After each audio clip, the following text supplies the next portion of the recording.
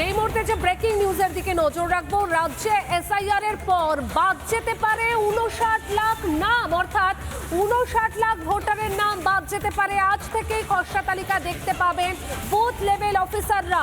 বিওলো অ্যাপে প্রকাশিত খসড়া তালিকা বাদ যাচ্ছে মৃত, স্থানান্তরিত ও ভুয়ো ভোটারের নাম, অর্থাৎ যে নামগুলো এতদিন ভোটার তালিকায় জলজল করছিল ভুয়ো এবং ভুতুরে ভোটার হিসেবে, সেই সমস্ত নামগুলো এবার বাদ যেতে চলেছে। বিওলো ঐক্যমঞ্চের সাধারণ সম্পাদক কি জানাচ্ছেন শোনাই আপনাদের।